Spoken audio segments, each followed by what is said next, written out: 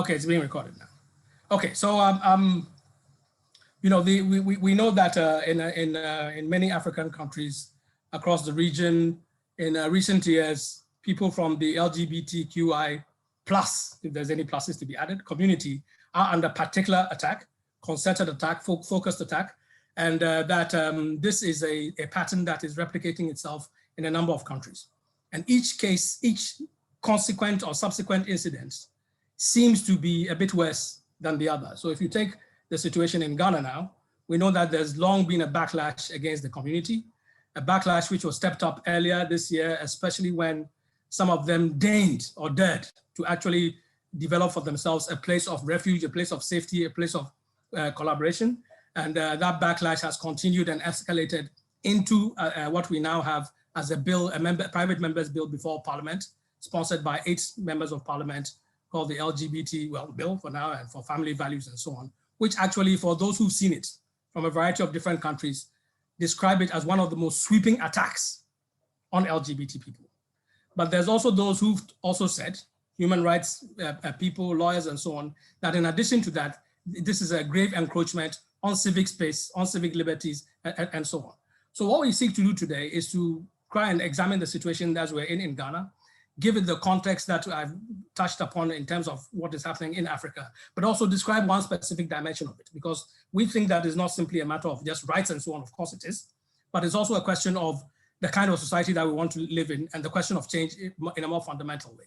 And for us as socialists, it is a matter that I think that you know, it's important to have a say about and to be involved in, even though some socialists, in fact, probably a majority of socialists in Ghana disagree.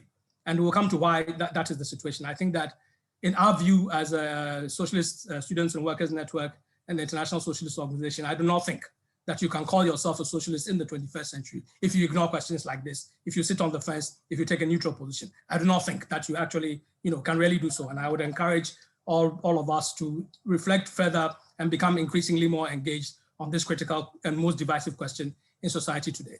We have 3 speakers. The first, of course, is our own illustrious Alex Dakun. Sorry, Alex Donko. Alex is with the LGBT Rights Plus Ghana. He's also one of the key organizers and key faces, if you like, of the new wave of LGBT plus organizing, of resistance and response to this last attack. Many people consider him a fairly heroic person. I simply consider him as my brother and my comrade. He will be describing the situation that has emerged for the LGBT, for the community in Ghana at this present point in time, the kinds of responses that are being developed, and also, you know, suggestions about where we go from here to build a wider campaign against the bill, and also to, you know, to build fraternal and comradely relationships and coalitions, you know, against oppression and so on. Our second speaker is Ani, well, maybe we'll introduce him when it comes to his turn. Hopefully by then, Suhaida, who is supposed to be our chairperson, will be in. Each speaker will have about 12 minutes. After that, the meeting will be opened up for general discussion, questions, comments, objections, recommendations, so on and so forth. By and large, we will hold back the speakers from responding until right at the end of the meeting, and they'll each have about 4 or 5 minutes to sum up, to respond, and to sum up as well. However, I think at the discretion of the chairperson, if at any point in time, it helps the discussion to be moved along or to become deepened, some particular point to be deepened or to be clarified, she might call some of the speakers back from time to time to give short responses. So each speaker will have 12 minutes.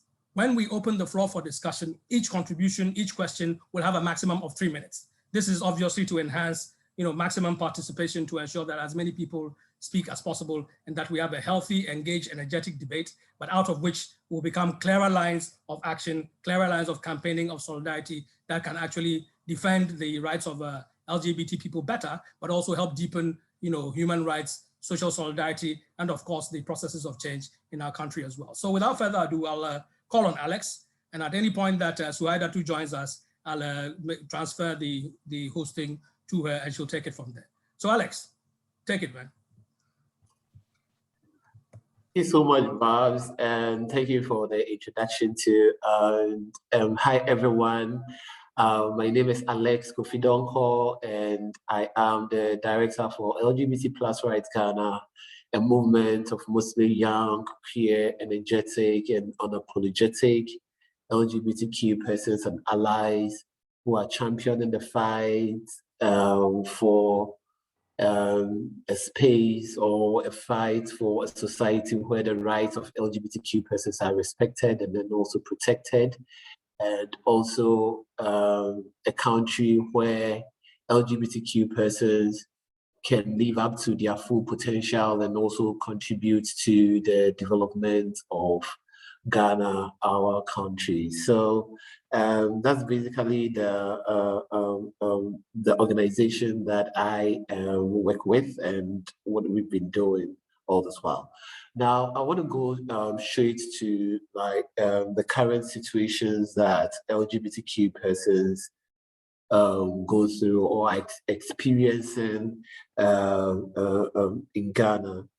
And of course, I think there is also the need for us to start from somewhere. I always like to start the conversation from somewhere so that it can lead to a point where it makes so much meaning and then it makes so much sense to us with regards to the conversation. Now, somebody will ask, how did this bill come about? This bill that has been proposed by these 8 MPs that they term as Promotion of Proper Human Sexual Rights and Ghanaian Family Values Bill 2021 is not, some of us are not surprised that this bill has come up. And the reason why I'm saying that I'm not surprised is because there has been a lot of organizing and effort that has been set in place just so this bill can come to light.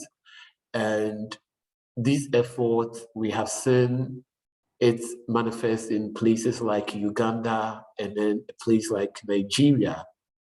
And the reason why some of these bills were seen in those countries was because this group, and I'm also going to talk a little bit about them, are a group that are always scouring through Africa and always looking for countries that they deem as very fertile for the push for their hate laws or hate ideologies. Now, one will ask, who is this group? So this group that are pushing or shoving down some of these draconian bills and laws to Africa are groups that are termed as these American far-right extremist groups that are associated with KKK and groups that object to Black lives and object to Islamic beliefs and object to any other thing except the white supremacy that has in a way ruled the world for so many times, to which it has also caused a lot of atrocious acts towards humanity over the past. And now we are seeing them, or they have now organized themselves in a way that seems more religious, because they believe that, okay, also towing the religious line is what will give them a certain form of legitimacy to also allow them to penetrate into countries that are also in a way mostly religious, just so they cannot be questioned, or their motive or the motive behind their actions will not be questioned. So some of these groups have termed themselves or have create a certain aura around themselves that make them seem as they are family oriented and moral oriented and human oriented. But deep down within these groups are actually groups that are, someone would say, uphold patriarchy and uphold the division among humans and always want to have the ideology of a certain way of humanity, to which anything that falls outside of this humanity or outside their ideology, they object to it. And so some of these groups are like the World Congress of Families, um, um, Family International, Family Watch International, and some of you can Google them, and I'm sure you'll get a lot of information about this group. And in places like the US, where they began mobilizing and organizing, they began mobilizing in places like US, in places like Russia, and all of that. And in places like US, of course, they have faced a lot of resistance from liberal groups and Black Lives and all the other organizers that believes in equal rights for every person within those countries. So because of those resistance that has come from there, resistance from the LGBT community, resistance from feminists, resistance from social movement and all of that, they are now looking for new breeding grounds to which they can push this ideology or show this ideology down the throat of these people, to also create that platform that will give them the legitimacy and say, oh, you know what, it didn't work in the US, but it has worked here. So how do we push it back up to places like the US and the other European countries where they have been rejected? And that is how come we've seen this group in places like Uganda, places like Nigeria, where some of these bills have been passed there, and now to Ghana. So I guess I guess some of you here do not know, but in 2019, this World Congress of Family, in collaboration with the proper human sexual rights and family values. And I think if I mention a particular name like Moses Fuamuni, you will know he's the secretary of that group. And he has actually been the one who has been at the forefront of pushing for anti-LGBT and hate rhetoric, mostly towards the community here in Ghana. So they collaborated with him in 2019, where they organized a conference. And then before organizing of this conference, they always use situations or current happenings in the country to capitalize on their next move and their next move. So if a number of you remember, in 2019, we saw the resistance towards the CSE curriculum, the Comprehensive Sexuality Education curriculum. It was the same group in 2019 that objected to this curriculum that was supposed to provide for sexual education to the Ghanaian school system. And they termed this curriculum as the gay agenda. And honestly, a lot of Ghanaians did not read this document. And we actually did a lot of harm to the younger generation by not allowing for this curriculum to thrive because of the rhetorics and the narrative that was pushed by these far-right groups that was also spearheaded by Moses and his group here in Ghana. And using this CSE, they use that to capitalize on it and say, oh, they are even hosting a conference here in Ghana, and so people should come to this conference. And honestly, we didn't even know about World Congress of Family until when the people alerted us on our social media platform and said, oh, there is this hate group that is coming to Ghana, so Ghana should be aware and watch out for them. And so that was when we also began to dig a little bit deeper into this group to actually find out who they are and what exactly they want here. And that's how come we also realize that, oh, they actually linked with these anti-LGBT groups here in Ghana. And so they first of all hosted a national dialogue where they had people like, there was this man called Professor Willenberg. I'm sure if you Google him, you also get a lot of information about him. He came and then spewed a lot of hate rhetorics there. So this hate rhetorics is also that narrative that, interestingly, you hear someone like the Speaker of Parliament talk about, I am pro-life. This word pro-life is coming from people like this Professor Willenberg, especially when he was presenting on during the national dialogue. Those are some of the words that he used. The LGBT people are coming for our children, and they are against the family. They are coming to destroy the family unit, and they are coming to destroy the society and our morals and all of that. Those are the rhetorics that were used by these far-right groups when they came to Ghana. And so I'm not surprised that you see persons like the Speaker of Parliament using similar rhetorics. You see someone like what's his name again? Sam George, who is like strongly pushing for this bill, also using rhetorics like that. Also, some of the 8 MPs, one of them was one who just spoke recently. I've forgotten her name, but Ajua Sua or something. I think she's the North Danny MP equally was using some of this rhetoric. So honestly, you realize that some of these MPs who are pushing for this bill are actually puppets for these far-right groups who are using the narrative of they are coming for the family and coming to destroy the morals and all of this, and actually like just being amplifying the voices of these far-right group. It's no new, they don't have any new ideas or ideology. They are only amplifying the voices of these far-right group who came to Ghana to have this conference. So there is also someone like Brian Brown. If you Google him, you also get to know a lot about him. He was equally here at the conference. There was another person called Sharon Slater. She was also here at the conference. And so these are some of the rhetorics that they were using during the conference, to which some of these leaders who are pushing for this anti-LGBT bill are equally using.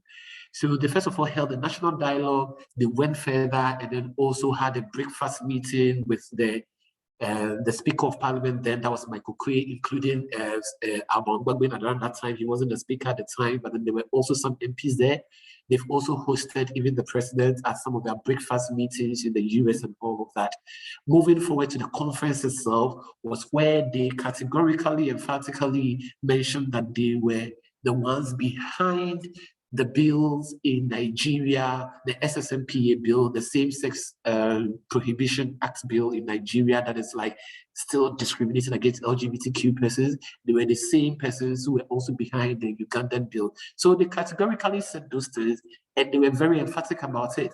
And in those spaces, and the reason Alex, I'm saying— Alex, yes. Unfortunately, you have to be winding up now. Okay, sure. I'll round up right now. And then, yes. So to cut this and then also allow for other colleagues to also speak about this, is that this is not a new ideas. These are all the bill that these people are pushing are actually a narrative from these far right groups, to which they are only amplifying their voices, and they are using these MPs as puppets to introduce LGBT. And honestly, in Ghana, LGBT is like the scapegoat in every situation that we find ourselves. If you want to get away with anything, just use LGBT. So LGBT has been weaponized such that they are allowing for LGBT to pass through. And if you look at such a draconian bill like this, and a country that professes itself as a democratic country, to allow for a bill like this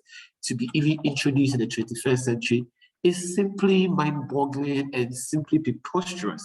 But then we are here and we are seeing things like this being pushed here.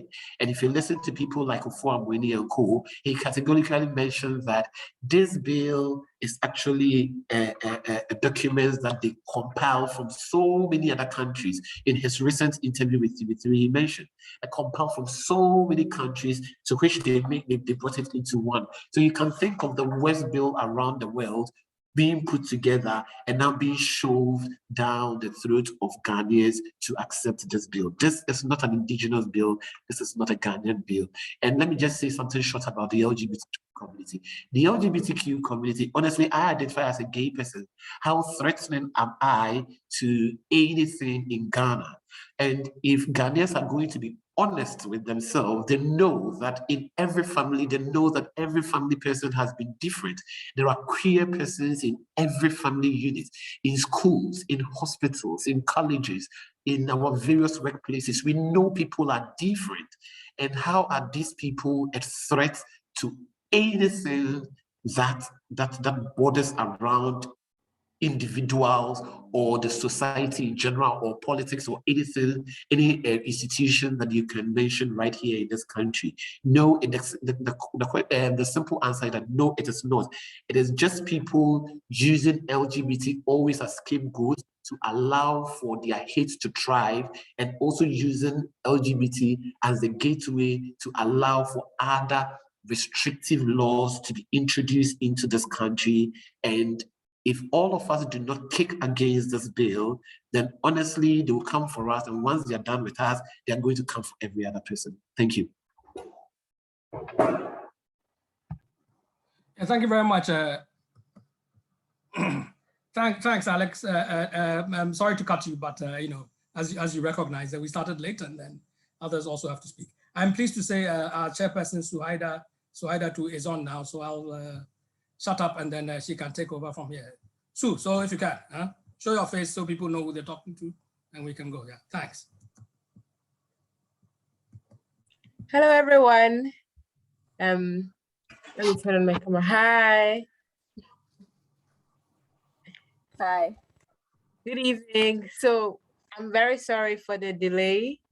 And Geche, please don't leave yet. I walked in on Alex talking, so I'm not sure if everybody has been introduced or where to pick up from.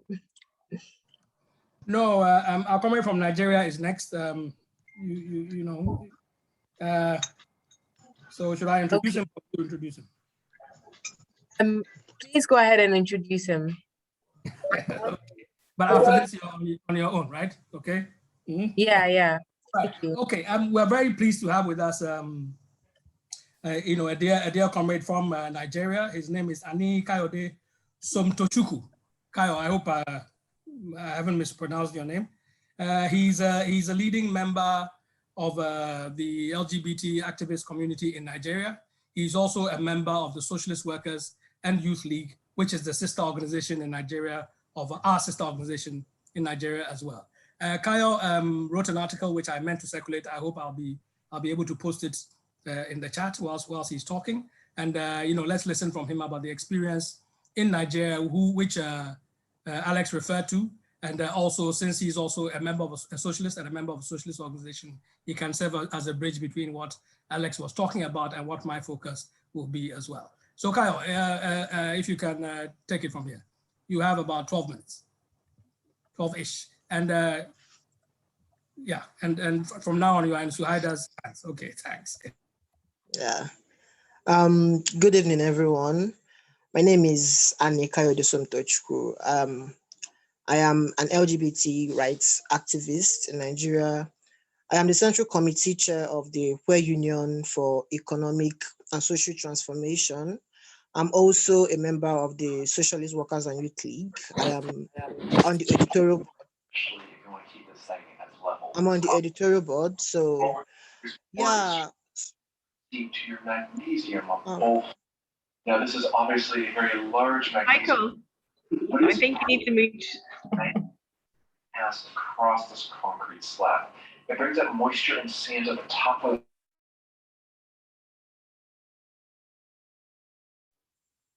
Yeah.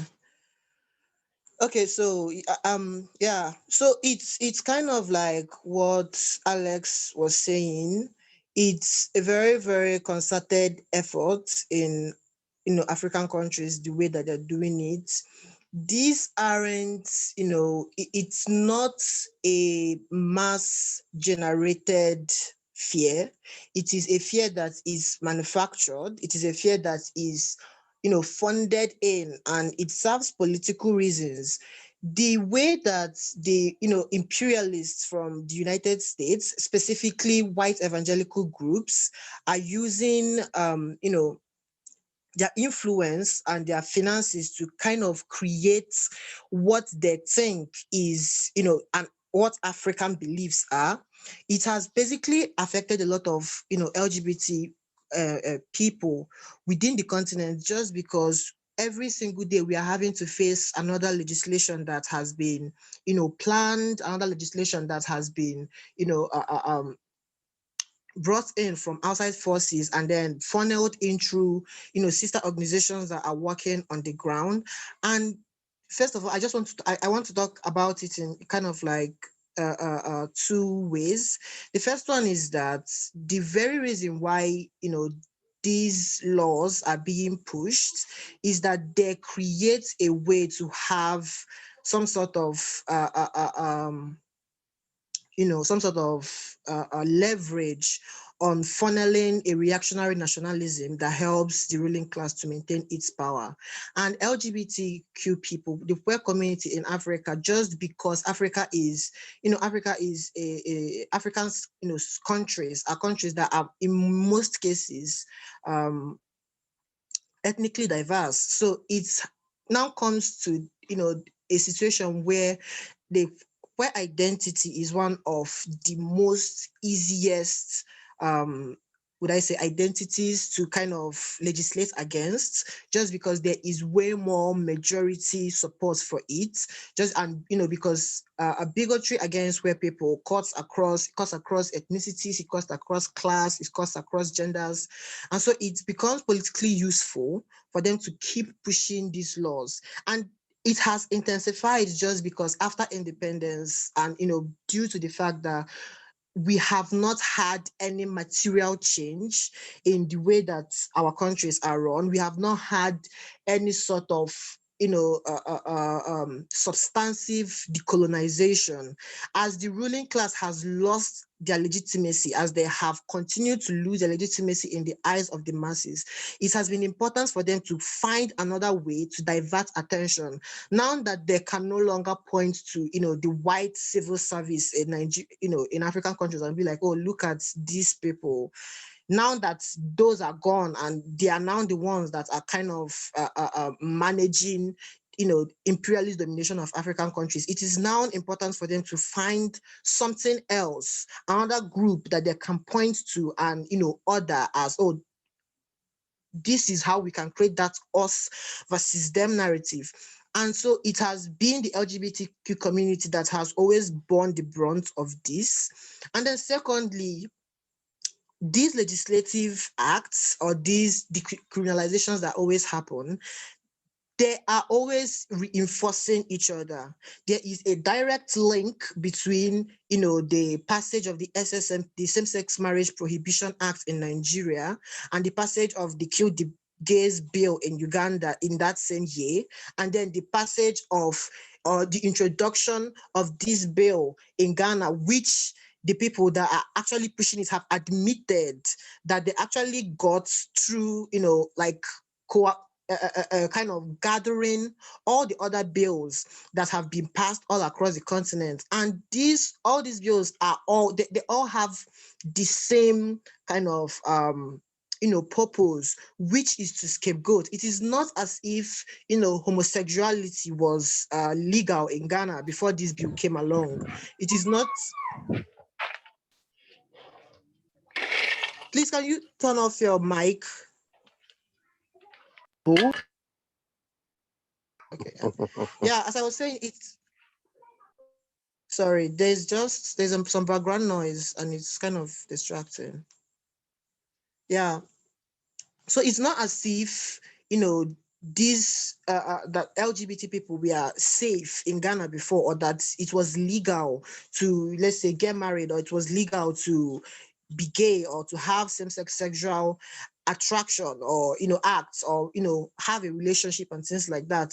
And when they passed the SSMPA in Nigeria, it wasn't legal too. There were also a lot of laws in the penal code and in the criminal code that were against queer people. So what these laws actually do is just to expand the exclusion of queer people, that's legally, and then to generate and kind of exacerbate that social kind of like, oh, look at these people. These are the others in our society. These are the people that are not being authentically African. These are the people we should all band together and attack, and not the people that are actually, destroying our country. At the time when the SSMPA was passed in Nigeria, we were having massive privatizations. We were having removal of fuel subsidy. There were like thousands of electricity workers were being laid off without any sort of compensation. And it was almost like as soon as that bill was passed, then the approval rating of President Jonathan immediately skyrocketed, just because it's formed a sort of, adhering like focus or adhering points for the majority of society to have people who have been dehumanized and excluded, and make them the central thing to hate, or the central thing that everybody is allowed to hate and everybody is allowed to take out their frustrations on.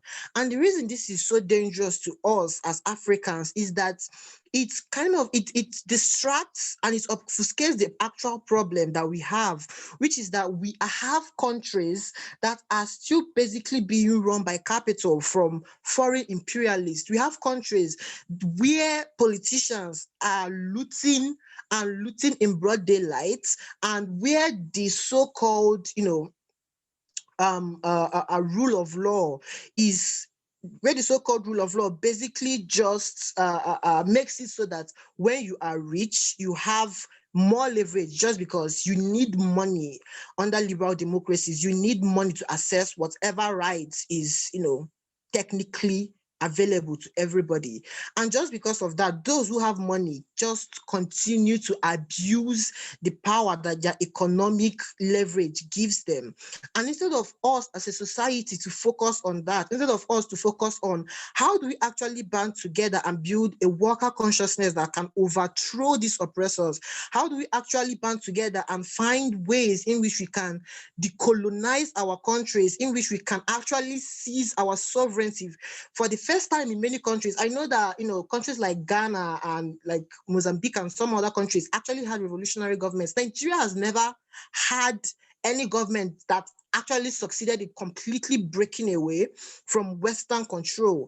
And instead of us to actually find a way to like push that, to look back to the past movements that we have that actually succeeded in at least getting us legal independence, instead of the strikes, the massive strikes that happened in 1945 and 1964, instead of us to look towards these historical imperatives and find ways through which we can seize back our own destinies, we are basically being forced to look at us as a community and be like, oh, but they are a danger, even though they don't even know what we look like.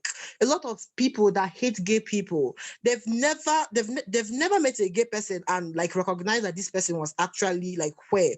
They don't even know any queer person in their lives. They just know that queer person is a danger to the country, is a danger to the motherland, is a danger to our sovereignty as Africans. If you ask them, okay, but how? They can't actually answer this. They just know because, this is what they have been told. This is what they have been fed by, their mosques and their evangelical churches that have told them that actually this isn't African. Being queer isn't African. Being gay isn't African. Being trans, all these things, none of it are African. There is actually no truth to any of these. But the thing is, what an African has been so like successfully redefined by white evangelical funding that it's so aggravating. The people who are even pushing this don't even see the contradiction in that what is an African is being pushed by an American white organization. There is no sort of like recognition of the irony in that sort of like relationship. And so we are at a point where it is so necessary for us to fight, because this bill in Ghana isn't just about Ghana. It is about African queer people everywhere on the African continent. Because if this bill succeeds, it will have consequences all over the continent. You would have even Nigeria, where you would see politicians even emboldened to take more and more steps. And the thing is, just within this past few years, as capitalism has gone into full-on crisis, you've seen a rapid uptick in arrests, a rapid uptick in like surveillance by the state. You have the police like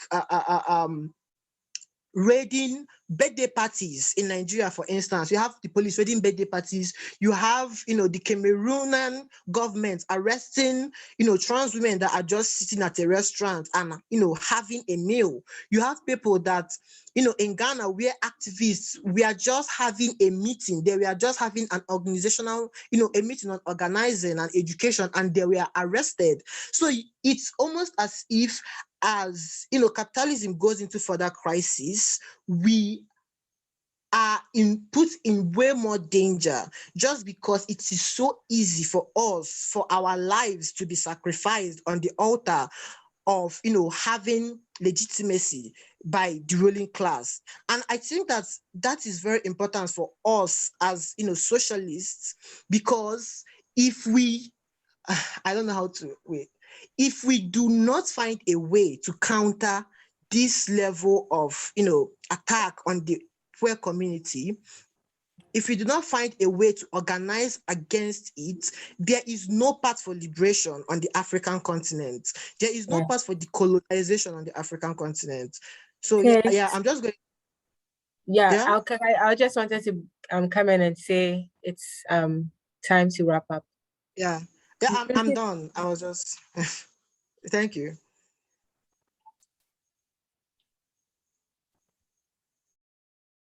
Right.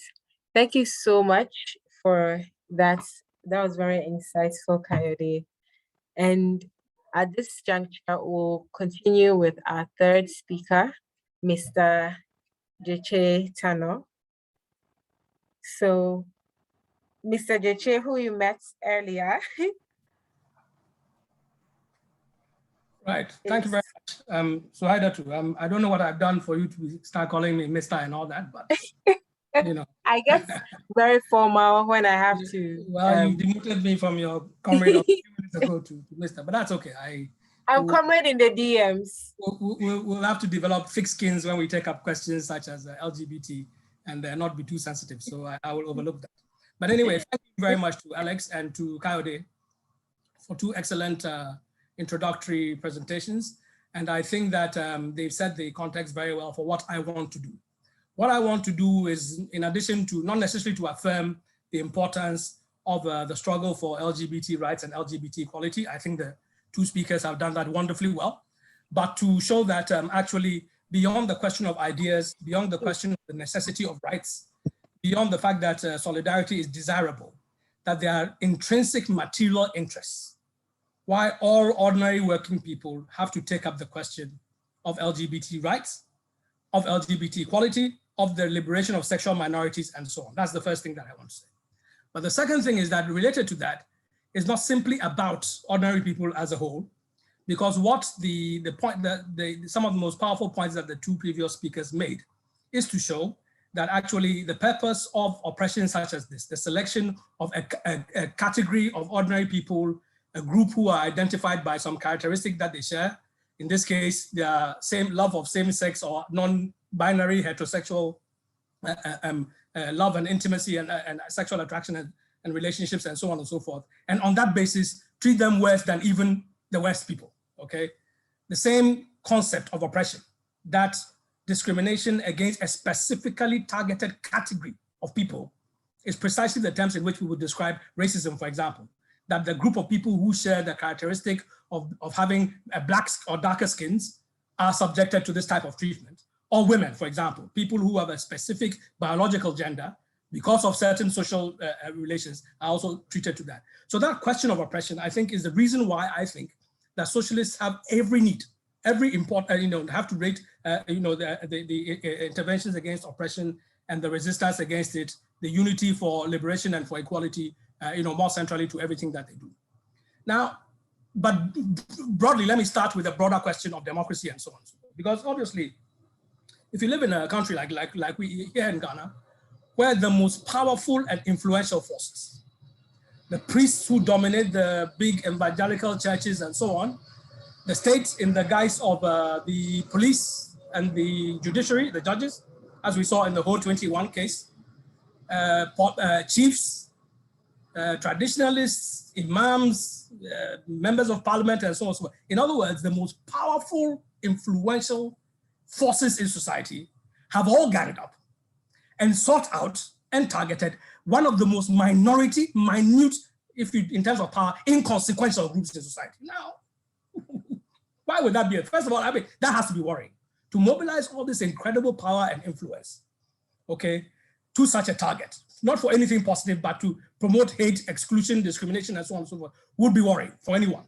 But I think that, and of course, they do so in a manner which does not permit any kind of questioning.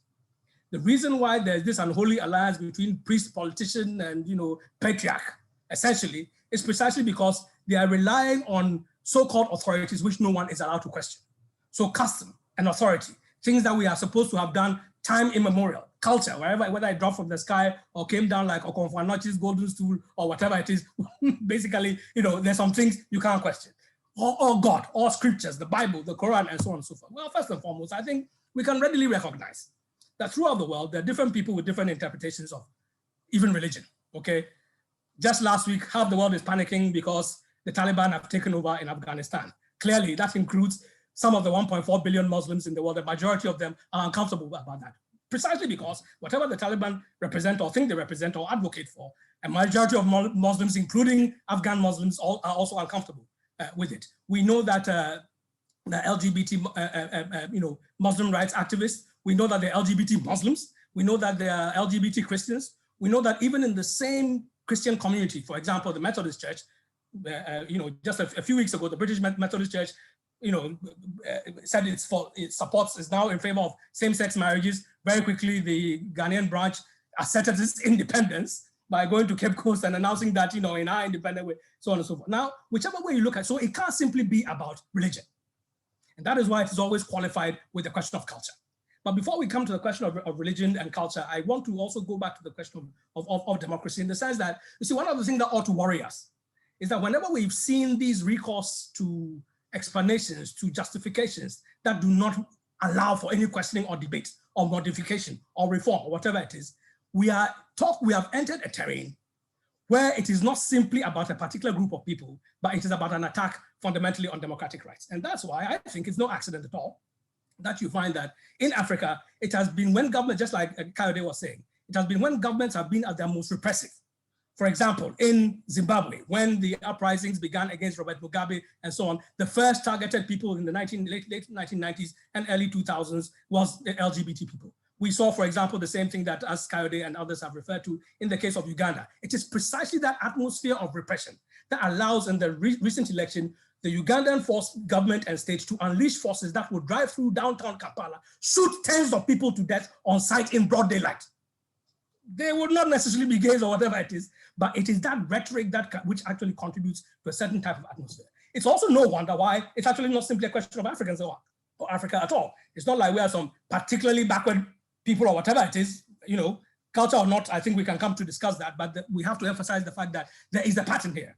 So that you look at the most right-wing, far-right repressive governments in Hungary, in Poland, the kind of Christian right forces that were backing Donald Trump in the United States and so on and so forth. These are among the most intolerant, the most actively engaged forces in rolling back and extending the frontiers of anti-LGBT repression, of discrimination and so on and so forth. Now, if you talk about far-right forces, immediately you have to know that we're not simply talking about the attacks on the democratic space and citizenry in general. We're also talking about, in particular, the specific target of the far right is always the far left. And that is why you find that, again, when urbanization began in full force in the 19th century, after the Industrial Revolution, you found places like Europe, workers began to conquer rights for themselves. In countries like Germany, they grew very fast after unification in the 1870s. You found that by 1890s, cities like Berlin were becoming centers of gay rights because of the freedoms and the spaces that had been conquered by feminists, by socialists, the Social Democratic Party, SPD, still called that, it's a totally different party now, and so on and so forth. And that is why when the far right arose in Germany, after it was the defeat of the First World War, the likes of Hitler and so on went straight for gays, for communists, for trade unions, for socialists, and for Jews. So there is an unbreakable bond between attacks on those who are demonized most as the other to justify repression in general, but also coupling that with attacks on the left. So again, I don't think that the question of LGBT rights, speaking as a socialist here, is one that we can actually stand aside from in any way, shape or form. But in any case, I think that when we talk in terms of culture and so on, what we have to understand about it is that it is a powerful mobilizing tool for the right wing. And that is why in every of the instances that I've mentioned, both historically and contemporary, in the contemporary times, it is that recourse to culture, to family values, to a certain unbroken tradition, way of organizing, a way of living, a way of organizing social relations in the past that all of these people appeal to, okay?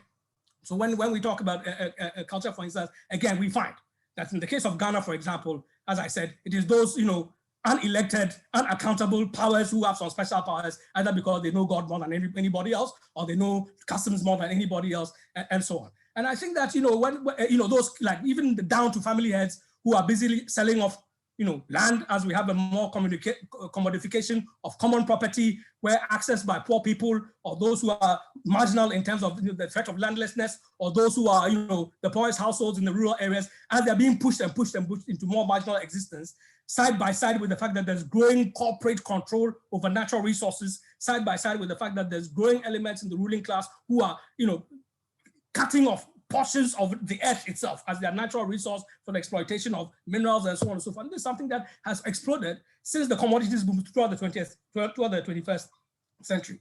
The fact that there is an intensification of one particular type of natural resource-based property, private proprietorship, is a direct threat to households and livelihoods, which have already been hit by trade liberalization, by the decline of the public sector and public investment, and so on. And so when you have people being pushed, and that's why you find in, let's say in Ghana, for example, all kinds of every household, however in a subsistence mode it exists in, part of the household have to diversify into working for wages of working for somebody else somewhere. The most remote households, let's say in the north of Ghana, have to send girls down to the south to act as kae and so on and so forth. Whichever way you look at it, if you want to sum up what this phenomenon means, it means that on the one hand, you have a situation where, as I'm saying, the pressure of loss of the viable livelihood is on most people. One of the reasons for that pressure is what I just indicated, that there's a concentration of control over natural resources and pushing people into cheap labor who can be exploited in the production processes and the supply and distribution processes that are intended. At the same time, this is taking place when there's a cutbacks in public investment, and in fact, in the case of Africa, investment in production generally, apart from the same natural resource sectors, investment in agriculture is going down, investment in industry and manufacturing, forget about it, and it's only usually in the speculative areas where you can make super profits. Finance, buying bonds, and trade and so on and so forth. That's where actually you find majority of the money going to. So and at the same time, okay. Yeah. So please be rounding up. Oh, I see. That's a tragedy. Okay. Well, at the same time, you also have a situation where this decline in public investment means that the cost of people's taking care of the sick and so on falls increasingly on poor households, falls increasingly on women in particular. In those circumstances, when you make an appeal to family values, what are you saying? You are saying, in effect, that the already burdened poor women, by and large, ought to take on this extra burden and stay at home, or combine this domestic burden with all the cheap labor that they have to perform in Galamsey, in artisanal mining, in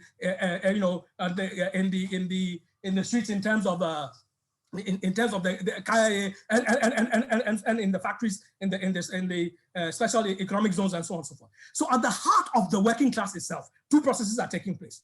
One is an extensive fragmentation into micro, informal, and so on and so forth.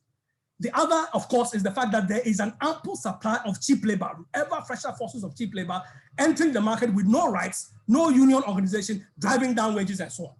Now, socialists and the left have not been able to keep up with this development.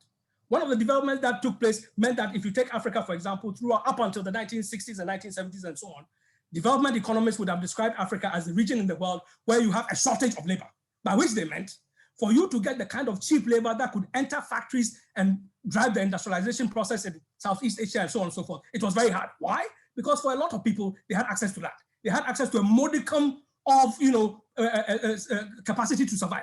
At the same time that the new post-independence governments were beginning to invest in rural development, in health facilities, in education, and so on and so forth. So to entice people off their land, or the possibility of their independent existence into the new factories and so on and so forth, you have to pay a premium. Even though those factories were not the most competitive in the world in terms of efficiency, in terms of profit generation, and so on and so forth, the idea that you are building a national development agenda around which there's a growth towards full employment, around which there's high pay, where the domestic consumption itself can serve as a market for domestic production, all those things, then that's why you talk in terms of a labor shortage. To attract people, you have to pay over the premium to attract them. In the short space of 4 or 5 years at the beginning of 1980s, we moved from a labor shortage economy to a labor surplus economy. Why? Because all the tools around which agrarian households and that employment and generation agenda could simply collapse. Once you have this structural adjustment and so on and so forth. So unions and the left and so on, which have been used to talking one-dimensional talk, public enterprises, thinking in terms of the big, battalions of industrial workers and so on and so forth. Once that shift took over, they had nothing else to say. And they had never had anything to say beyond nationalism and anti-imperialism when it came to the social questions of women or the reconstitution of working class in their shift in terms of their independent agenda outside the question of development and so on and so forth. These are the things I want to point to. I'm going to end here because obviously I'm run out of time. But my point here is this, that if you are thinking of the necessity of reconstituting agency for change, agency for democracy, agency that will create the broadest sections in a united agenda for social liberation, for economic development and democracy, for political rights, for enhanced political rights and increasing spaces of self-government for ordinary people. You no longer can avoid the question of social rights, of discriminations and so on. Especially now that the labor surplus agenda is on the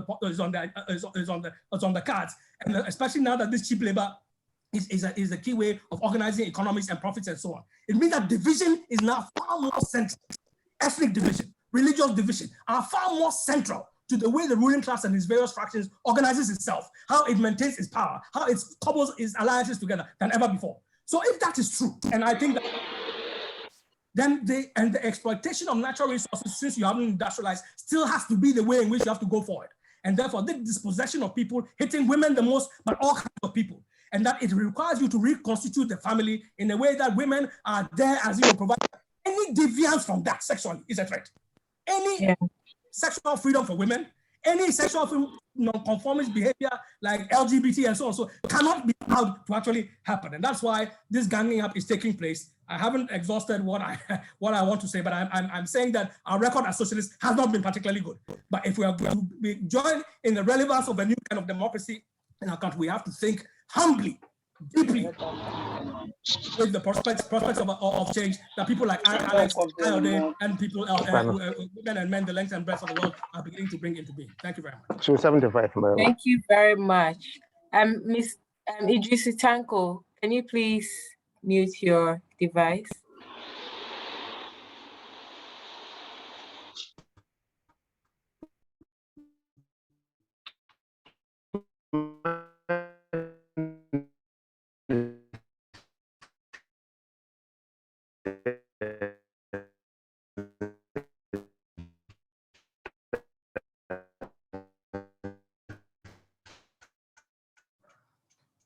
I think you need to unmute yourself.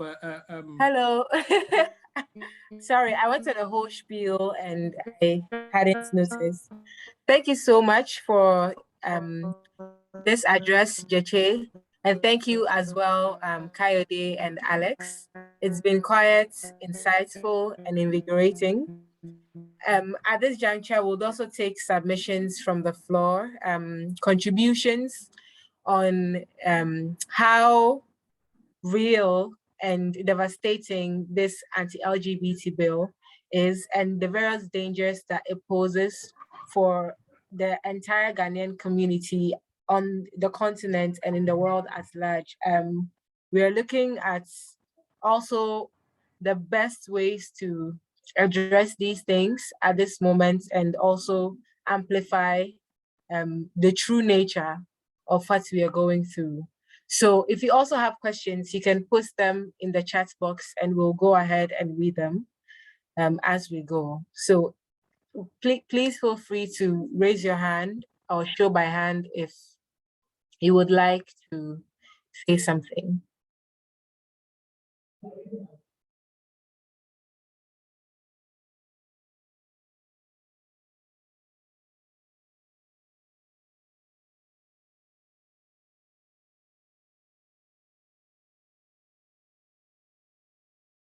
Okay, Baba Aye.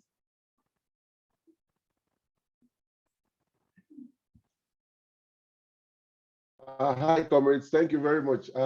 It's a great opportunity to be part of this very important meeting. I say very important for a number of reasons, not the least something captured in what JJ said of how the left in Africa has been way back. You even have many tendencies on the left taking stance against LGBT Q rights. So it's very important. But one of the things I think we also need to keep doing, because amnesia is usually something that serves the oppressors.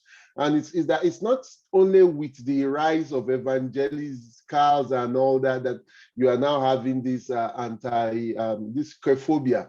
It's that even from the get-go, unlike the lie, the myth that it is un-African and all that, the reason why you had such views was as a result of colonialism. It was the pious Victoria, and that's one of the reasons why you have queerphobia sharper in British ex-colonies. It was part of the Victorian nonsensical Puritanism, not something inherent in Africa. On the contrary, in Africa, you had even incidents of boy bride. You had at the very worst, you had a neutral position on this. There was never this sort of anti LGBTQ position historically in Africa, and also even the issue of religion. When you look at it, it's part of the nonsense. But capitalism, oppressive systems essentially are based on some extent of nonsense. Because I always ask this question in the trade union movement. You people say, okay, religion and so on and so forth. Your Bible speaks about, fidelity, one man, one wife. Why don't you talk against heterogeneous philandering? Would you say, if you were to take this aspect of your holy book, that gay fidelity is something terrible, but heterogeneous philandering is okay, or even if it's not okay, something we can live with? I would just quickly want to also say, to point out that contrary to the view that, okay, it is more acceptable in Europe, blah, blah, blah. No, it was fought for. It was fought for. It has not always been the case. Just also like the question of abortion. There were mass mobilizations.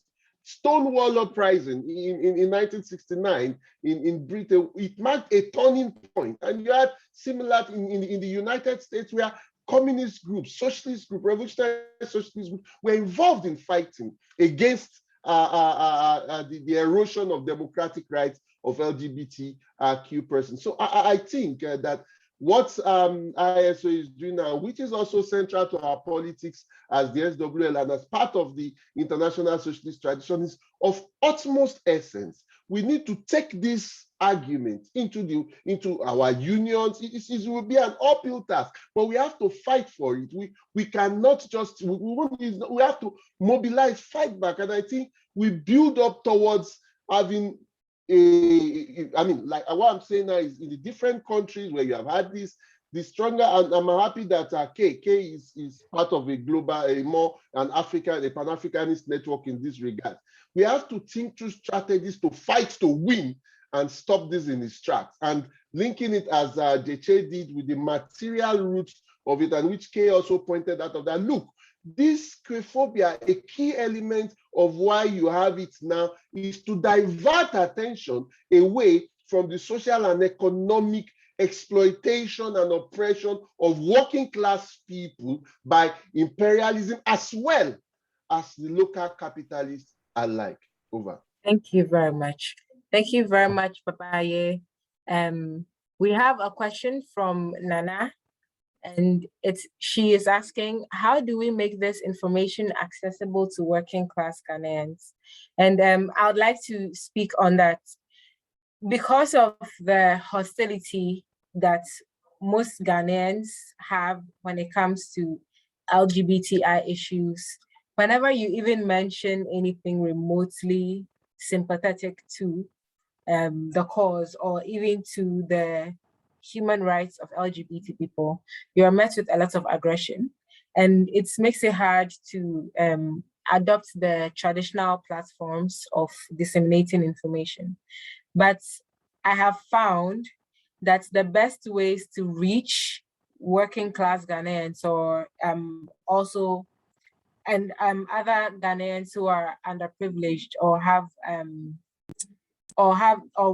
are on the other side of the digital divide is to really take all the engagements on local media as we can get, especially on radio, ensure that there is somebody who is resourceful, who has all the necessary information to debunk and to also speak for the LGBT cause in whatever language as well. I've also realized it helps to also challenge people personally. So doing in-person activities like engaging with the Ghanaian public directly is one of the best ways to do this. And personally, I believe it's great to approach groups, and that is whatever groups, institutions, places that seem to have at least a level of neutrality that can permit a conversation,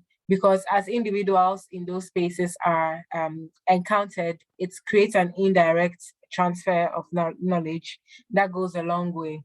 So I've been I've been a believer in spaces like the Rotarats Club, spaces like Ashesi University, any place that is really calling itself progressive in the Ghanaian scene, I believe is good to call out or call out to them for their opinions, or call out to them for an opportunity to have a conversation, and in so doing get to engage with everyday Ghanaians, because otherwise it's really hard to get messages in edgewise. Yeah, that's what I think. But any other submissions? I see 2 hands up, but I can't seem to access them. Yes, my hand is up. Okay. Hi, Jifa, please speak. Yeah, thank you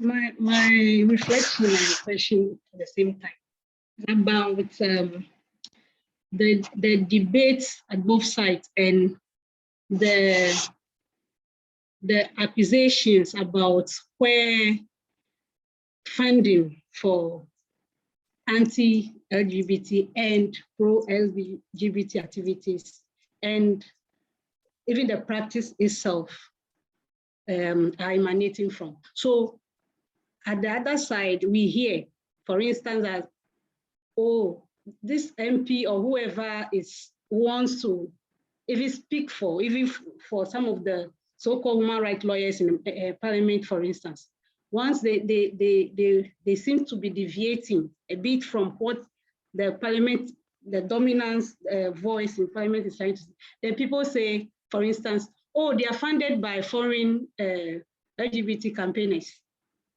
Okay. Then at the other side, we are now learning that and reading that, in fact, the bill itself and the kinds of reactions that we are getting against are also sponsored by people from outside the country. So these are two, I don't know how dominant views about it. How do we reconcile these things? My other reflection about the role of diplomats in the country in the debates. And I'll ask any of you, Jeshi, and what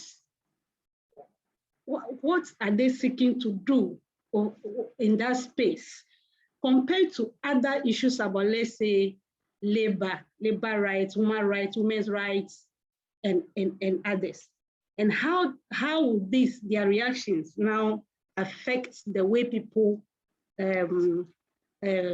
perceive the debates in the country?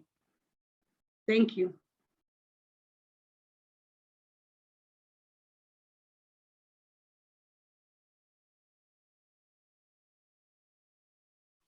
Okay, So does Geche, Alex, Kayode, there's another hand up. I think Alassane also has a Alassane, Emily. Okay. Hi, my name is Al Hassan, a member of the ISU Ghana. I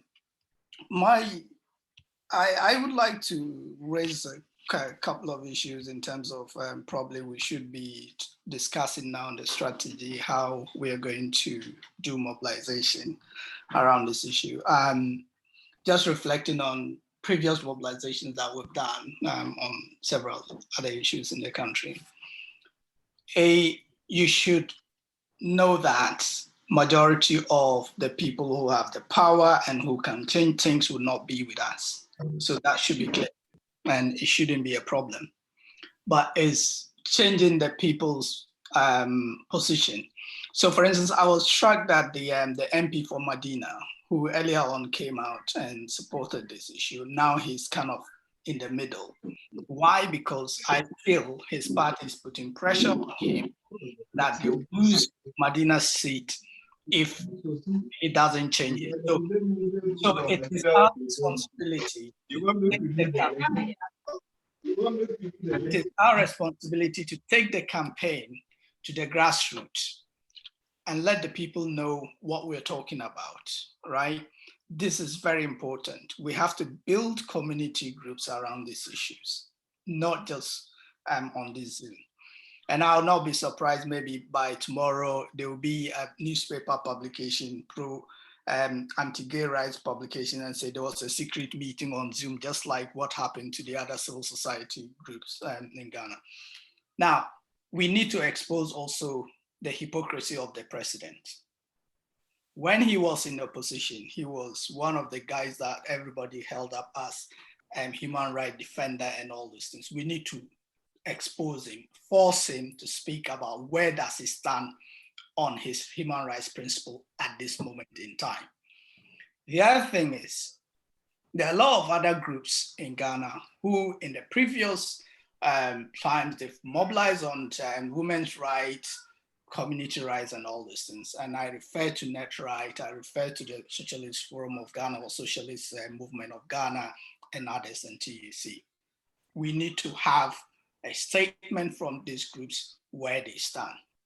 I think it's important at this time that we try to get as many groups as possible to make public stands on this issue. It is very clear.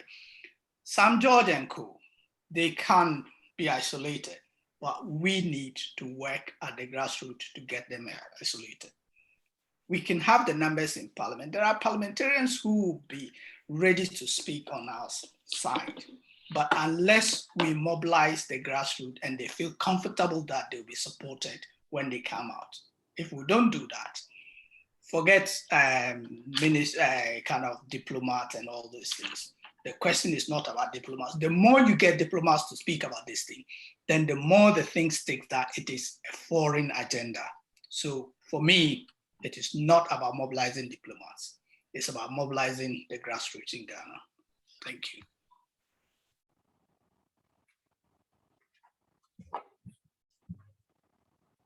Thank you, Hassan. And may the next person please speak. I still can't seem to access the raise hands list. I think it's Leo, Leonard.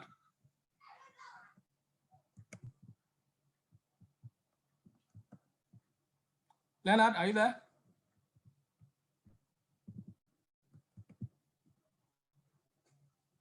He seems to have vanished.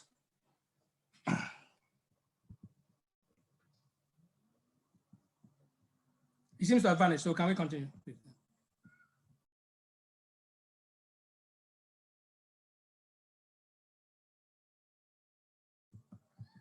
Sue. Sorry, I was saying, Jifa asked a question. I don't know if you recall it, Geche. Yeah, sure, okay. First and foremost, part of the point that I was trying to make earlier about the failure of the left was to say that its horizons are always limited simply to the question of nationalism. Okay, and in a sense, it is perfectly understandable. Here we are, we've undergone slavery, we've undergone colonialism, we've undergone vast humiliation, racism, and so on and so forth, which continues still today. For the middle class in particular, the urban educated, relatively, okay, middle class people from my kind of background, for example, you can't be blamed by the accident of your birth. For example, there are a lot of people who, in addition to that humiliation, they also feel, that there's totally no justification. Some of them would have traveled the world. They have sat in the same classrooms as people and lecture rooms as people who become big shots, and they realize that their competence level and so on and so forth is not necessarily the same as theirs. That was the case in the case of the 2 world wars, soldiers fighting side by side with each other. That has long been the case with workers fighting. So that sense of that humiliation is very, very strong. And for a lot of people, therefore, and on the one hand, there's that. On the other hand, it is also quite obvious that as far as development, better standard of living, technology, less superstition, more education, and so on and so forth go, those same people who are oppressors are those who seem to have. So there are people caught in two minds. Do you take their science and technology and ignore their social values and so on? But in the end, it boils down to a number of responses that people have. People say either you expel that foreigner and foreign influence and anything associated with that, or you embrace it and modernize and try to make the best of it that you get. The kind of thing that, let's say, some fanciful financial engineering types of the guys behind, like the Japadio, for example, I'm sure they fancy themselves as, the match of anyone in all those machinations on the global financial markets and so on. So from that point of view, anyone who sees that the question, I've seen socialists say, well, it's about some foreigners imposing themselves. And that's why I say it's a severe limitation. And that's why I try to show that actually this is an attack on working people in general. It's an attack on a particular group which is easy to attack because they are vulnerable, they are small, they are marginal, they are totally powerless. That's a fact. But it's also an attack on a wider system of social reproduction at which women's oppression, women's double burden is right at its heart. If you cannot talk about sexual and reproductive rights and yet you call yourself for women's equality and women's liberation, I'm sorry, something big is missing. Then all you are reducing the question of women's equality to is the glass ceiling, which comes back to the same middle class, that there should be more women who are CEOs, more women on boards, more women in the professional occupations, more women sitting on the bench, more women who are MPs and so on and so forth. Yes, all of that symbolically is important because it tells young girls and everybody growing up that yes, you can be whoever you want and so on and so forth. But let's be clear, for an overwhelming majority of women, that is completely out of the question. It leaves them precisely where they were before. Actually, it might make things even worse because along their continuing oppression and so on and so forth is a narrative that is going on that we're a free society, everything is open for women and so on and so forth. So I am all for liberals and their democracy, but I'm saying that in addition to that, there is something that is much more emancipatory if you're coming from below. And from below, just like Karl Marx wrote as far back in 1848, working people have no country. What he meant is that the experience of exploitation and so on and so forth is central to their existence. That experience of exploitation is of the overwhelming majority and an increasing section of the majority at that, by a smaller and smaller group of minority requires fundamentally divisions and so on. That is why scapegoating is endemic and necessary for the system in itself to function. So if you limit yourself to one window, which is to say foreign control, not foreign control, I'm sorry, you've missed the boat. Whether we like it or not, the system we live in is a global system. The right will mobilize their international friends in the same way as big bosses will invest with each other and do whatever it is they want. Workers and everybody else to have their rights. Socialists, workers, radical Democrats, whoever you social justice people have a right to be internationalists as well. So that we are also not trapped by the patriarchy and so on and so forth. And so we can't reduce the question to, is there a foreigner, is there not a foreigner involved? But the point that Alassane made is particularly important. There is no way on earth that anyone who is realistic, given the role of the global system as it is, a global system which is based on the fact that the big powers compete among themselves for markets, for spheres of control, spheres of influence, and so on and so forth. It is that competition between big companies from the big states on which they're dependent, and those states' competition for global spheres of influence. That state-driven, if you like, militarized, territorial type of competition, fusing with market company, transnational company competition. It is these two things together that I understand as imperialism. A lot of African socialists, that is not what they understand as imperialism. They understand imperialism simply as big countries dominating small countries. They do not see that big country dominating small country is an outcome of global competition by the big powers themselves. That it is a collateral damage, so to speak. That in the situation that we're in, therefore, hierarchies of countries emerge. And that among the small countries themselves, some can rise to the position of what you might call sub-imperialism. So let's say in Africa, for example, you can't discount that there's an imbalance between South Africa and Swaziland or Eswatini. There's an imbalance between Nigeria and Niger. If you are going to have a regional, cooperative agreement, for example, that imbalance has to be worked out. That is why, again, you come to socialists. And when socialists recognize that this imperialism and the hierarchies it created meant that radical equality among all working people of all nations and parts of the world is an absolute requirement. In 1916, when all kinds of people were following their government to go into the First World War, it was the socialists who were saying that actually, especially the socialists in Russia, I just use that for example, that actually that the most important thing for us is the unity of working people. But we are in a situation where whether we like it or not, the section of the Russian Empire, those who came from the Russian ethnic background, are part of the hierarchy or have a higher standing than those who may come from Kazakhstan or Turkmenistan or whatever, even Ukraine and so on and so forth. For that reason, two things are required. Those people have a right to fight the Russian center, the imperialist domination that is exercised by the Tsar and the Russian ruling class. They have a right to fight that. In fact, we are in solidarity with them. Not only that, they have a right to break away from the Russian empire. Think about it all. Russian people saying you have a right to dismember. Why? Because they put not the sanctity of the state and the thriving of its capitalism and its economy first and foremost. They put the solidarity and fighting capacity of the working people and the broadest possible democratic unity first. Because after all, in their view, it is the working people who create the wealth anyway. So it's not as if the more power that they have economically and politically, things will necessarily go wrong. Not necessarily at all. And in fact, whenever working people have been in the fore, that is when some of the best liberals, the best middle-class intellectuals have gone to their camp and have provided the kinds of services and so on and so forth in terms of all kinds of outreach and so on. So in this point in time, it's important to insist that, yeah, sure, there will be people who do their right-wing globalization and so on and so forth.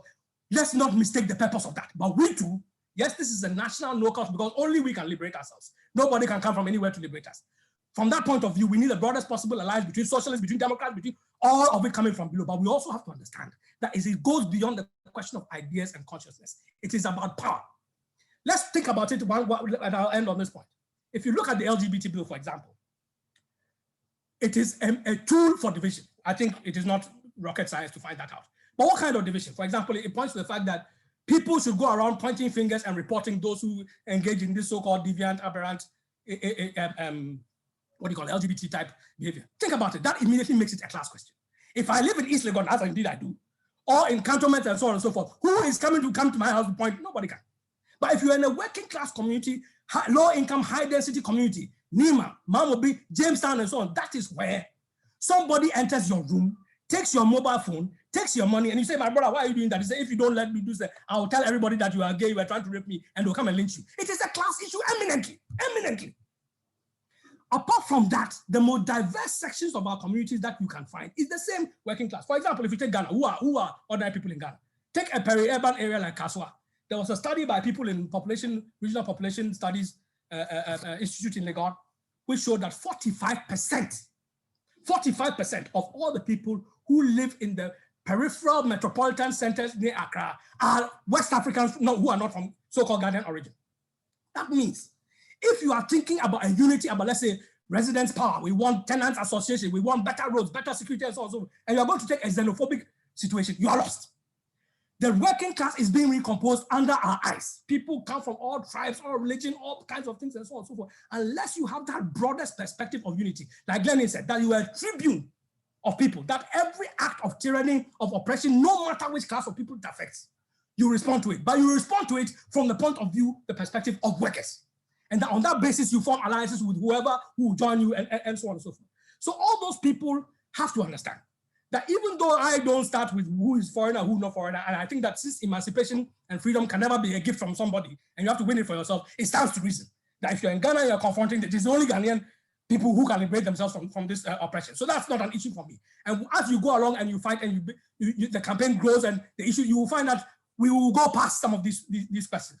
But anybody who deceives themselves, that the world starts and ends with foreigner and non-foreigner, foreign control, and therefore, whoever it is, once some foreigner supports it, I'm against it. Somebody called patriotism. Somebody says, patriotism is the socialism of fools. On this instance, I will agree with that. If that is your perspective and you call yourself a socialism, you are part of that socialism of fools. Absolutely. And I think that from that point of view, anyone also who thinks that the embassy and the official representation of the most powerful, oppressive, imperial countries in the world have some genuine long-term interest in the transformation of ordinary people. Jifa, you mentioned it yourself. Why are those same people not in the front line when it comes to poverty, or in fact, if it's about sex and sexual reproduction health in Ghana? Forum Winning has been going around radio stations spreading complete lies about the fact that these people have a prurient pornographic interest in the detail of somebody's potential sexual activity. So they go around saying that people, gay men are leaking from their backside and all kinds of things. Well, actually, if you want physical damage from sexual exploitation in this country, it is young girls. And it's at this point in time, it is on epidemic proportions. Go to a place like Central Region. The amount of cases of fistula is the breaking of the physical space between, I'm sorry to put this in such gruesome and graphic terms, but the reality is gruesome and graphic. Between the vagina and your rectum, basically, because it shows that young girls, 10, 12, rampantly being abused because of poverty, because of exploitation, for sanitary pads. I'll pay your school fees, I'll do this. I was in Nanda the other day, women. But anyway, long story, and so. Why are they not? Yes, I agree.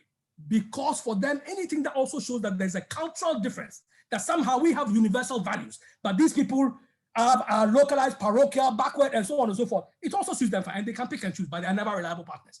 If it's Donald Trump in power, they will not be supporting the LGBT. If it is somebody else, or if they do it, it is for a particular purpose. Always some opportunistic purpose. And it is because of the weakness of the left, the weakness of genuine democratic transformation forces. That's why people are always looking to foreigners to come and build them out. Okay? And I think that this issue of LGBT ought to help us found a new culture of civic engagement, of civic partnership, of civic debate, of the public space, of public intellectualism, of ideas, of organization, of solidarities, of unities, out of which books emerge, films emerge, and so on and so forth. Okay, the kind of vision that socialists have always had in terms of where we go about sex and sexual liberation and so on. And women are really at the center. So the point that Alassane made about net right, I think is absolutely important. I think the net right ought to be challenged positively. And the members who agree with this agenda have to get on board. You can't simply say, I am for women's rights, but you close your eyes to this direct issue of sexual and reproductive rights. And as long as we know that sex is not simply about giving birth, then obviously there will be a point at which there's a departure between sexual reproductive organs and erogenous and intimacy and so on and so forth, or non-birth oriented type of sexual relations and love and so on. Of course, obviously there will be. So for those who come and say it is my religion, so I can't do that, what you are doing in effect is to impose your own view and an unchanging static view on a changing dynamic human society where new needs arise, new rights are called into question or brought into being, and you have chosen just for your own satisfaction, just for your own right to feel that you have some superior access to God or some knowledge that nobody else has. You are prepared to sit down for young girls to be abused, for gay men to be attacked, and so on and so forth. I saw a human rights lawyer the other day, a woman who did some brilliant research a few years ago.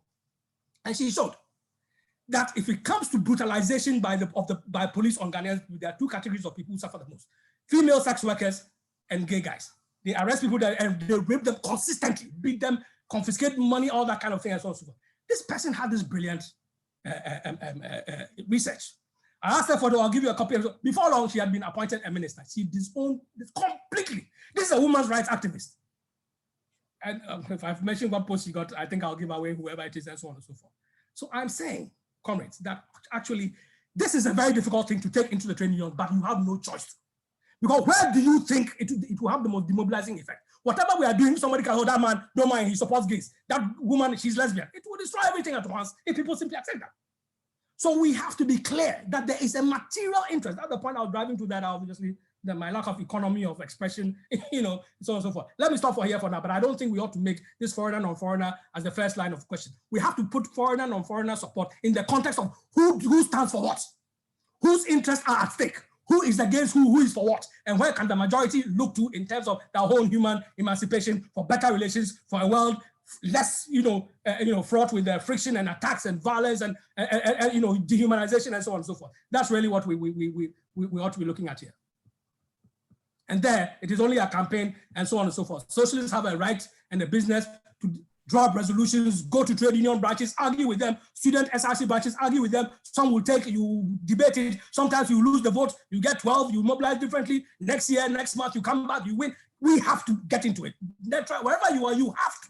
be involved in that kind of thing. The question has to be posed. It cannot be postponed. People's security is at stake. People's lives are at stake, and the unity of people also is at stake. And if we don't fight it, it's the oppressors who gain more power to exploit, to impoverish, to dehumanize, to degrade everyone, and we'll be just sitting by in shock and awe, but without any clear tools of what to do about it.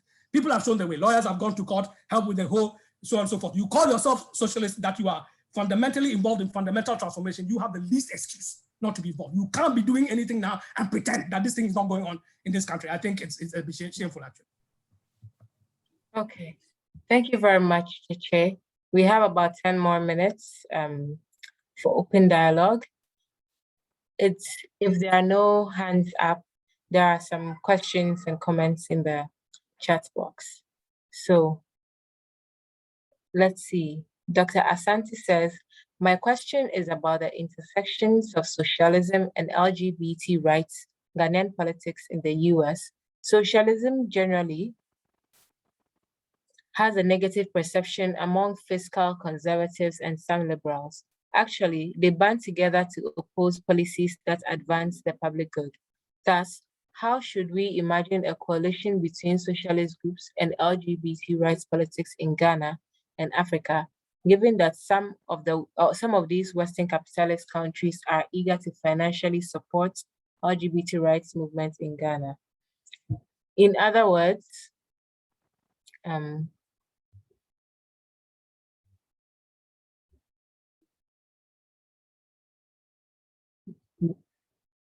eager to support LGBT rights in Ghana. In other words, why should LGBT rights activists in Ghana particularly embrace socialist ideals to its fullest? And is it a better strategy given their current circumstance where the only alternative of support relies on countries who staunchly advance anti-socialist politics? Okay, so I guess the question is whether or not, I don't know, whether or not the optics of LGBT activism being engaged or having an engagement with socialist values is something that will take away from international, particularly, I guess, political support.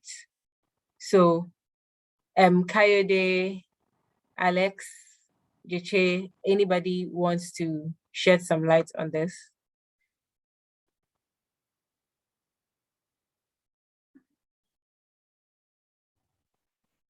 And there's also one question from Mandy Odoy, who says they appreciate that all of us gathered here agree that the fight against oppression requires concerted efforts.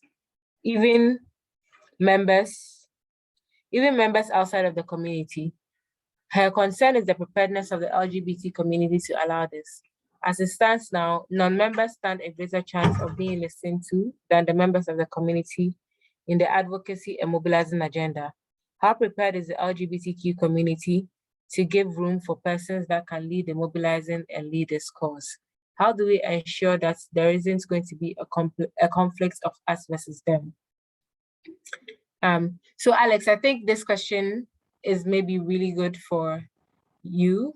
Yeah, there are also two hands up. There's Kayode and there's two hands are up already. So if you want to consider. Okay. So should we take the comments, then answer the questions? Alex, does that work? Sure, that's fine with me. Okay. Okay. So Leonard here. Hello, Leonard. Hello, thank you, comrades. I was having some difficulties. I did not vanish, Comrade Baz. But I think this is actually a good meeting. And I think there's been several of such meetings the past 2 months or so, which has been brought about by the agency of what the bill currently being worked on at Parliament presents. But I wanted to follow up on Alassan's intervention when I couldn't get in. Talking about mobilization, I was going to ask what a win would look like in the next year to two, or in a year to 2 years time. What will a win look like for us, given the reality of the environment and the pressures? I mean, there's been the call on the LGBT community to be active and to be at the forefront of mobilization and being visible with some of the activism. But we also know what the environment is like, and from the interventions that we've had today, particularly Comrades Barr's point about the Russians and all of that, I think it's important that socialists actually should be in the forefront of this actively. And I think that that could also provide some strength for all who would want to join, be they within the LGBT community or not. It's important that we have that. And that's linked to the question of what will a win look like in the next 1 to 2 years. I think currently it is very difficult even to have a conversation. So for me, being able to have constructive public discussions and debate on the issue will be one of the wins, given some of the realities that face us. And I mean, we get from the presentations that we've had today the number of contradictions in the position of those pushing for some of these silly bills. So it's important to have the debate. It's important to have the conversation. But then how should we proceed? And I think we have to force this to happen. We've done a number of online meetings, which is very important because we need to do all the background work, the mobilization, and what have you. But then there should come a period where we have to move out, where we need, and I think what happened in the Volta region last month, I think is enough to scare a lot of people off. But then I think we need to have a strategy that basically shows that we are not afraid of the oppression, we are not afraid of the oppressive tactics that they are using, and that we are out there picketing Parliament itself and having 20, 40 activists with their T-shirts and placards. Yes, there will be some maybe police incidents or issues, but then also that goes to show the oppressive nature.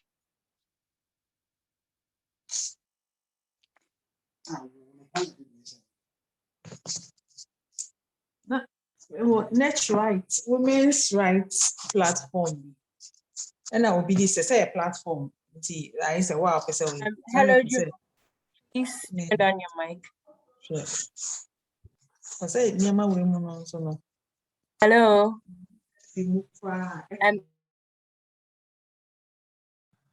Sorry, can you unmute yourself?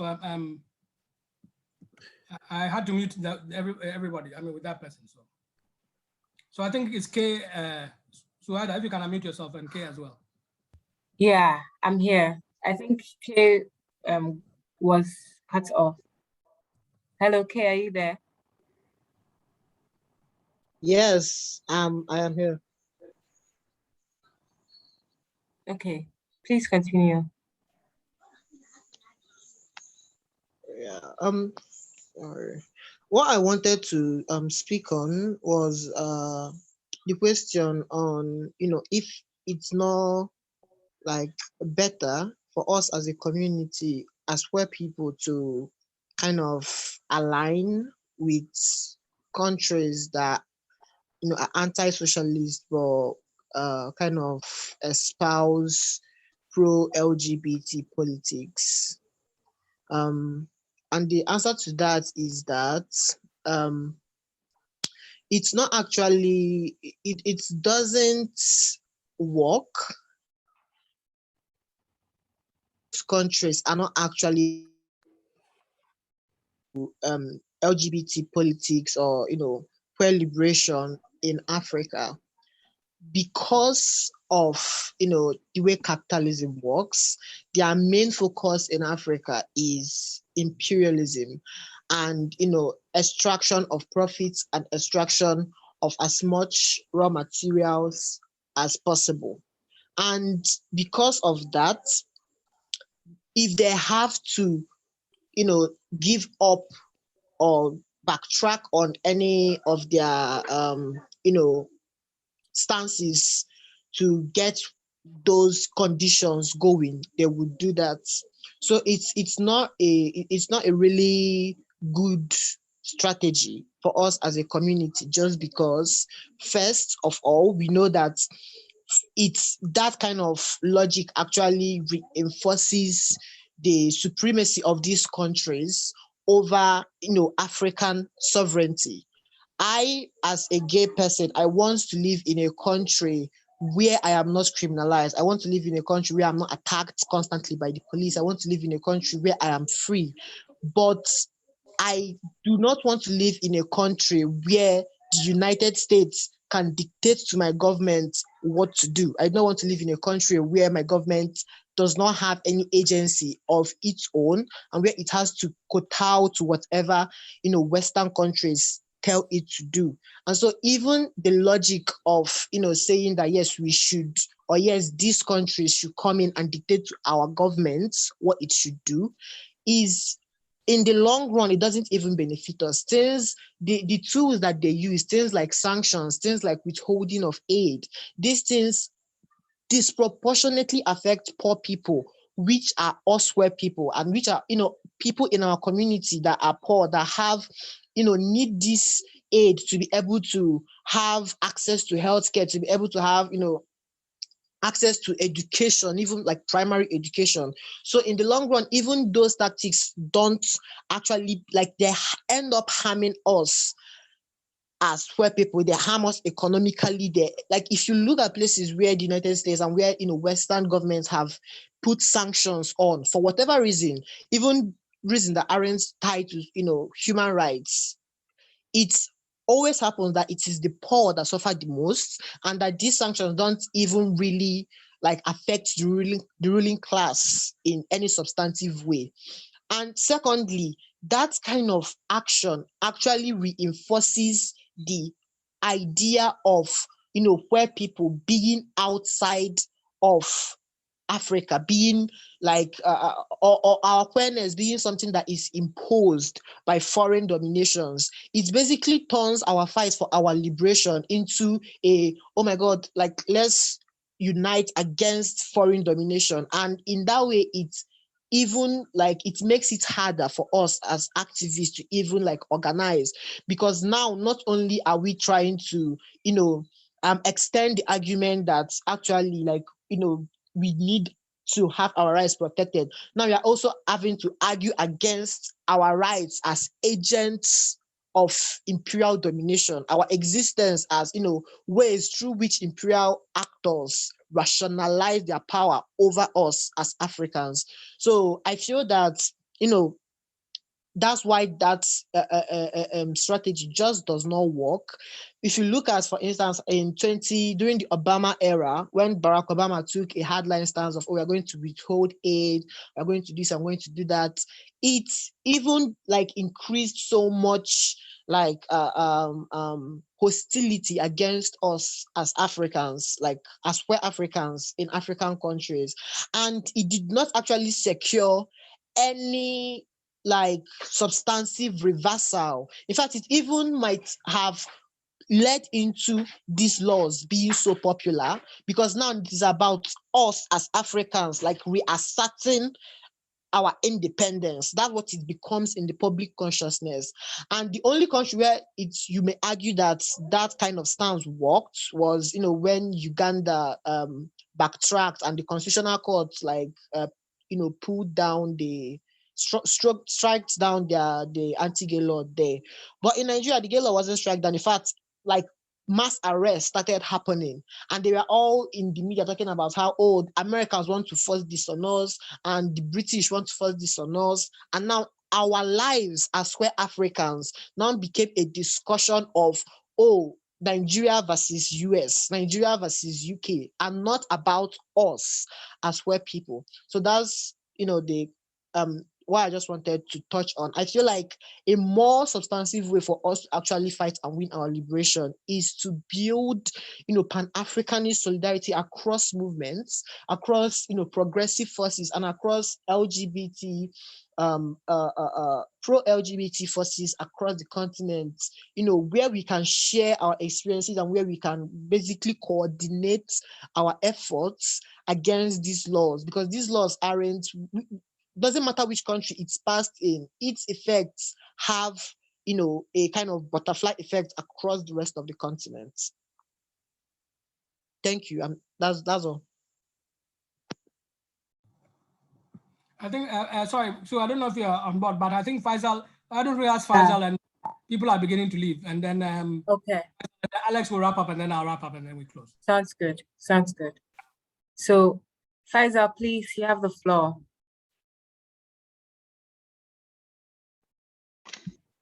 Thank you very much, Comrade Chair.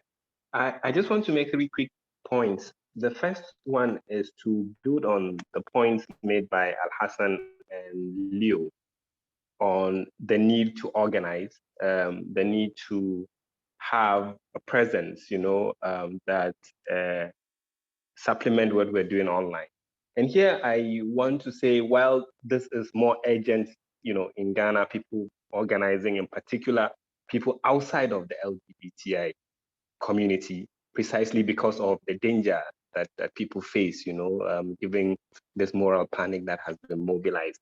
I also think, given our internationalist outlook, it is important that wherever we find ourselves, we organize in working class structures, because that is the only way we can push back against, one, this perception that this is a foreign thing, but secondly, the way in which these dominant powers try to instrumentalize something that they only begrudgingly gave into. But I think it's really important, and I just want to cite an example of what we're doing. So this week we had a series of events to commemorate the Marikana massacre in South Africa, and we raised this issue. The fact that working class people across the world are facing different forms of attacks, some of which manifest in the form of killings when workers are striking, as happened in Marikana, or moral panic, that tries to use certain mythical ideas of culture to dehumanize people in order to separate them from the larger struggles that ordinary people are facing.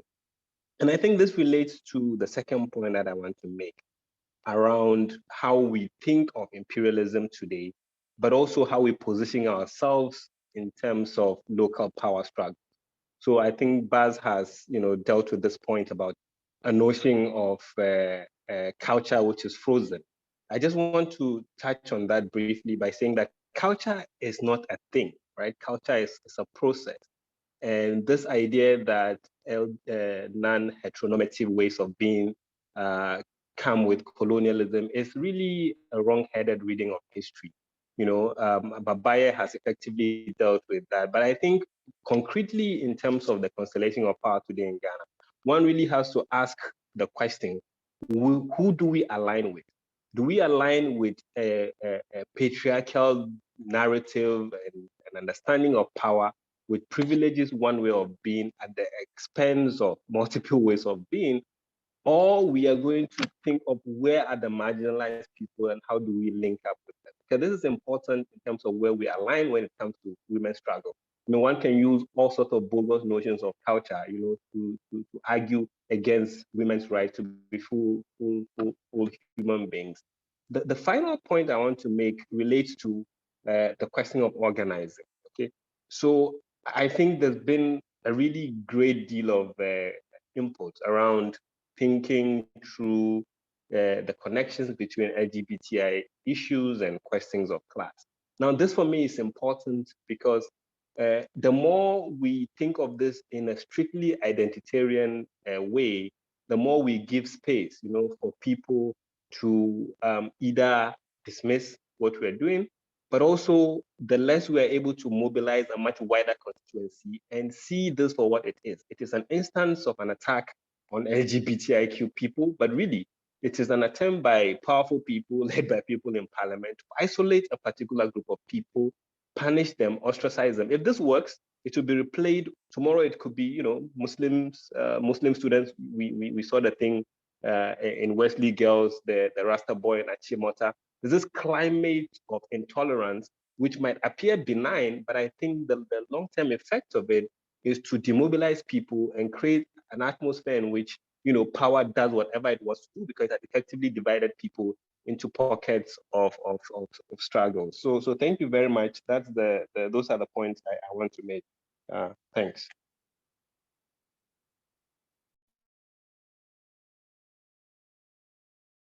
Thank you. And so now we'll take the closing remarks from Alex and Joche. Alex? Sure. Thank you so much, Thelma, and thank you also for the contribution. I think they sum up this conversation really well.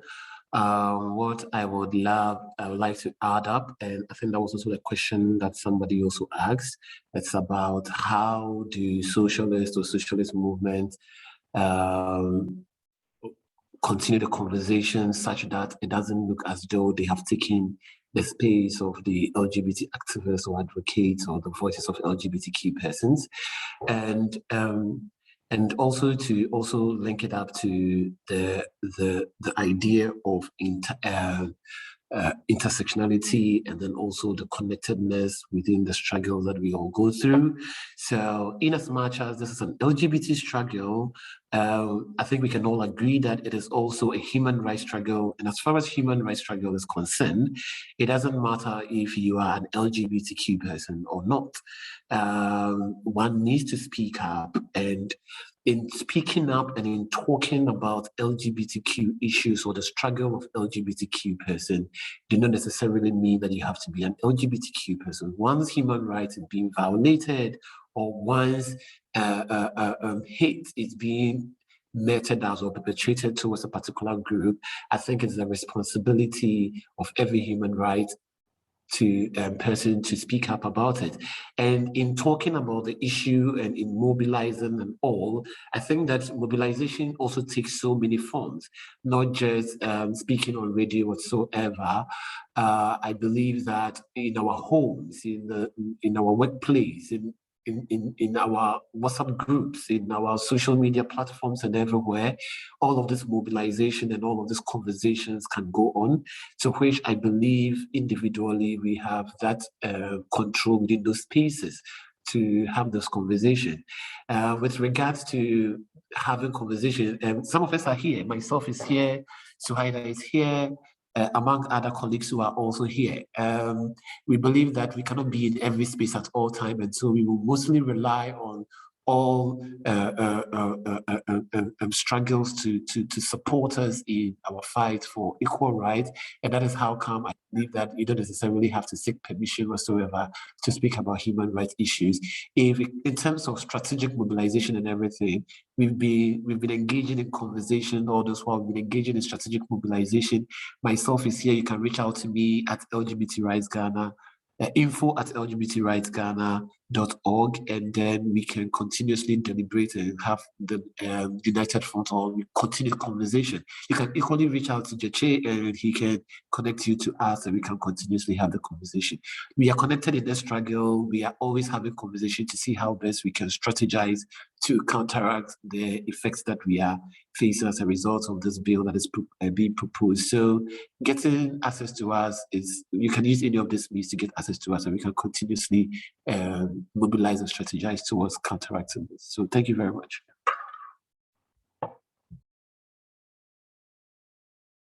Thank you, Alex.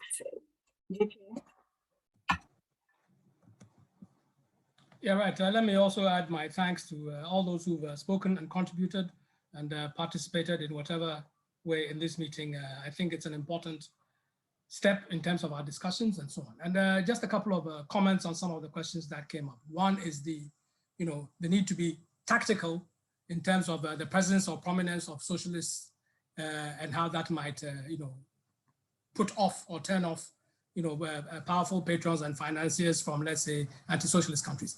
Well, again, I mean, for me, I can only be what I am. I am a socialist. I start from the point of view that as far back as 1848, Marx wrote in the Communist Manifesto, which says that the socialists do not take the side or promote the side of any one section of the working people or the general population over the other. But rather, our starting point is the composite, united, joint interest of that group. Now, if we are faced with a situation where there is potential for division through discrimination and so on, it is fighting for that unity that is our priority. And therefore, we are interested materially in fighting for that as socialists. But as I've also shown, like people might say, why are you attacking these LGBT people? After all, it doesn't affect the price of bread or kenke. And somebody might say, well, actually, if you don't attack them and this thing, I think it does actually affect the price of bread or kenke. Because as I was trying to point out, if you are in a situation where there's discrimination, which discrimination eventually means that working people are divided, and that some sections of working people engage in unpaid labor and carry all kinds of burdens and so on, it does affect the price of kenke. Cheap labor is the basis on which people are making piles and piles and piles of money, of profits, and so on and so forth, and using it to divide people, repress them, sell off land, whatever it is that people are doing. So it does matter. But if we are going to start off from the point of view of the backing of foreign patrons, I think, again, as I tried to say, it will be a mistake. Because I think Kayode made a very important point. You cannot trust or rely on the consistency of people whose first interest is that they are competing for greater share of world market, world profits. And so that's their main interest. If you think that there is a genuine case that the United States government, for example, is permanently opposed to LGBT, why are they not raising LGBT issues in Saudi Arabia? Saudi Arabia's laws against LGBT and its repression of LGBT people is far more draconian than anything around here. But I'll tell you why not. Because Saudi Arabia is a market where the United States sells tens of billions of dollars worth of arms every year. That a country like Britain sells almost the same amount of arms. So that comes fair. Why would they jeopardize that by going to annoy, this thing? And after all, these people are racists who also believe that as for these Arabs and these Africans and so on and so forth. In the end, that's how they'll always be anyway. So they can justify it whichever way that you want. But we also have to say that we have to learn from experience. And the experience of all of us struggling for different freedoms and for liberation is that when you are relying on powerful and rich patrons as your chief support, it corrupts you. In fact, that is the experience of LGBT people all over the world. It is also a part of the experience of the women's movement in terms of lead control and so on and so forth. Right now, for example, throughout the world, if you look at the annual the annual commemoration of LGBTQ rights, the most important expression is in the pride marches. Everywhere in the world you go, well, apart from Ghana, hopefully next year or whatever, we will eventually come around to having our pride. That will be one of the wins that Leo was referring to, I suppose.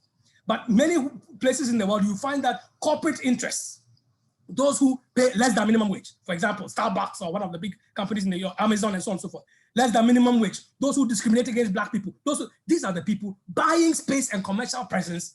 In other words, pink washing themselves, gaining legitimacy, and even calibrating products to suit this niche market of so-called LGBT people and so on and so forth. Clearly, that is a corrupting influence. Because if you have people who are saying that, oh, well, unless if we don't tell your demands, those people will go away from you, then you are actually a lost case. Secondly, and that is why I'm saying that, yes, socialists need to be involved in these things. Otherwise, they will fail at their primary contribution to social and human progress, which is that empowerment of ordinary people so that they raise their visions, they raise the culture of society, they raise the capacity to actually enact democracy and actually organize things on a much more rational, humane, and equitable basis. But I have to say, LGBT people need socialists as well. I think so, fundamentally, because we understand both the source of wealth and the source of power. And therefore, that is why we will insist that, yes, in addition to ideas and so on and so forth, it is important that there are people trying to connect the struggle for rights of LGBT people, of women, back to the source of the most important power center of ordinary people, which is their capacity to produce wealth. Whether you like it or not, okay, 10 people working at the Kotoka airport as air traffic controllers have more weight than 40,000 people selling 2 oranges on their head walking this. It's as simple as that. minors in Obuasi have more weight because that is the sentence of, I'm not saying it is fair, I'm not saying it is right, I'm not saying there are better people morally, I'm simply stating the fact that we are in a system which organizes itself structurally and systematically. Unless you understand how that system works, have your finger on the pulse of where the centers of power and alternative power can be organized, you are going to keep running around in circles. And that's why I think LGBT people also actually need it. Without that, they fall. Let me give you one last example on this. If you take the recent attacks by Israel on Palestine, a lot of LGBT people around the world have struggled to be able to find a way, even though they call themselves social justice people, have struggled to be able to find a way to side with the oppressed, in this case, Palestine. If you are LGBT, if you're a Black person or you're a woman or you're LGBT, it does not guarantee that you are progressive. In no way. There are people who start by saying, in the middle of the bombing of Palestine, in the middle of the bombing of Gaza, there was a pride march in Tel Aviv, 300,000 people strong. And the people who start, their starting point to say, but you know, look at the rights that LGBT people have in Israel. You cannot go and march in Gaza under Hamas or whatever, you can't. For that reason, I mean, that is a terrible position to put yourself into. Terrible position to put yourself into. And that's why the point about people use words like intersectionality and all that, they're all very, very, very good words.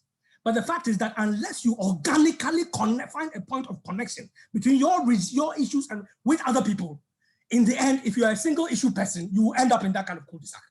And whether we like it or not, it's not our idea.